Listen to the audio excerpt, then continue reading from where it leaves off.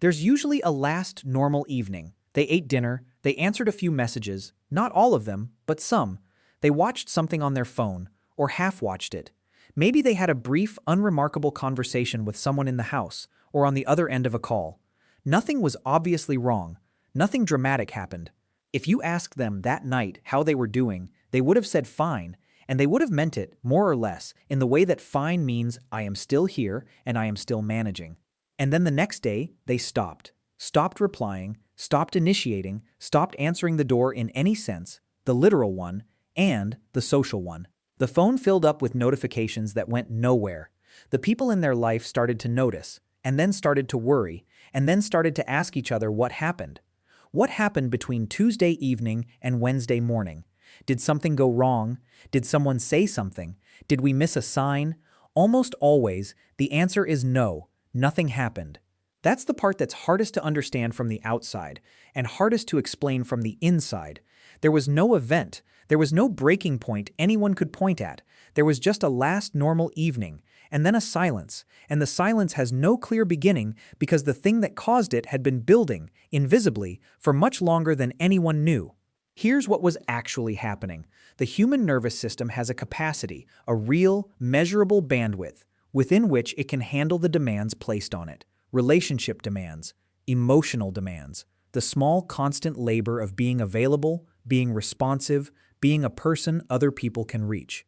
The psychologist Daniel Siegel calls this the window of tolerance, the range within which a person can function relationally without becoming overwhelmed. Inside that window, social engagement is possible, even natural.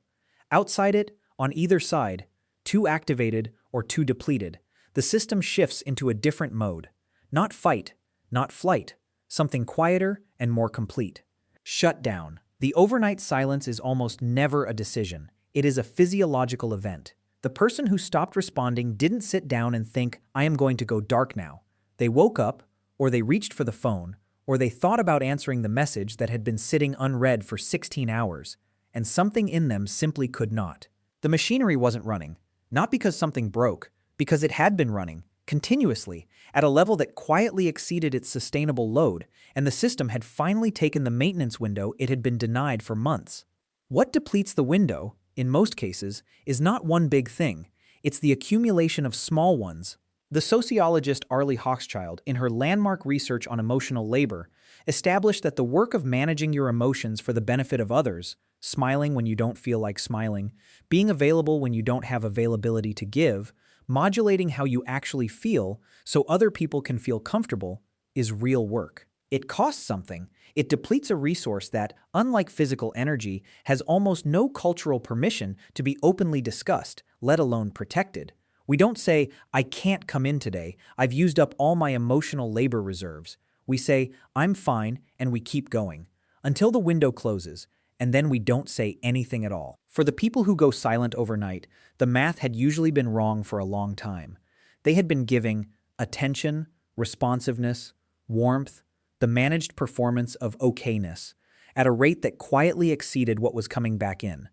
Not necessarily because the people around them were selfish, sometimes they were.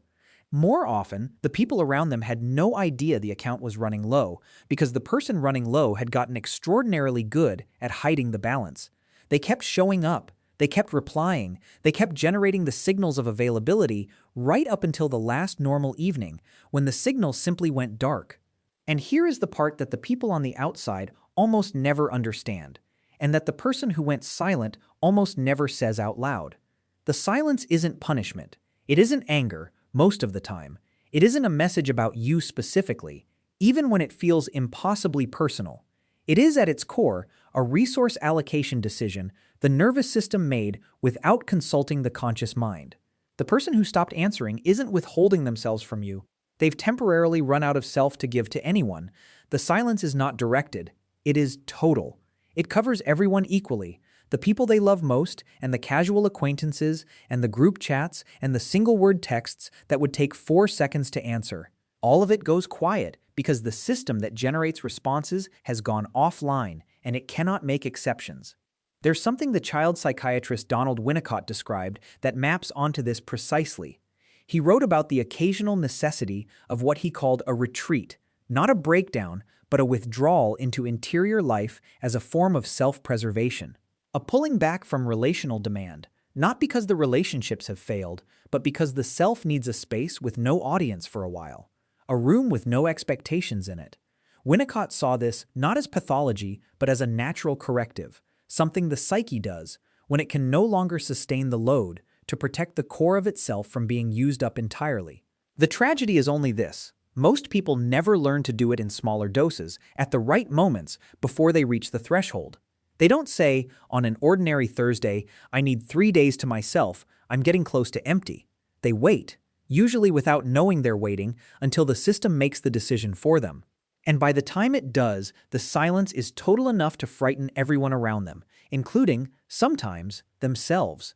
So if you are someone who has done this, who has woken up one day and found yourself unable to answer, unable to show up, unable to generate the signals of normal human availability, here is what is true about you.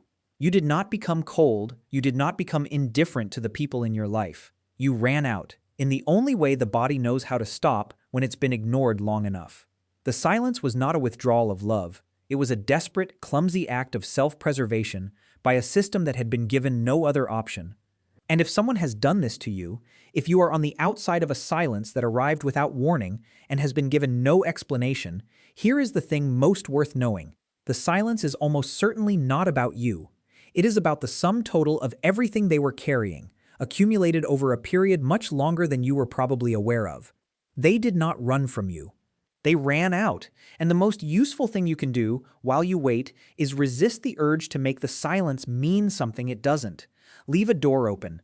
Don't make re-entry harder than it already is for someone who is, in some essential way, trying to find their way back to themselves. Most of them are coming back. They just need the window to reopen first.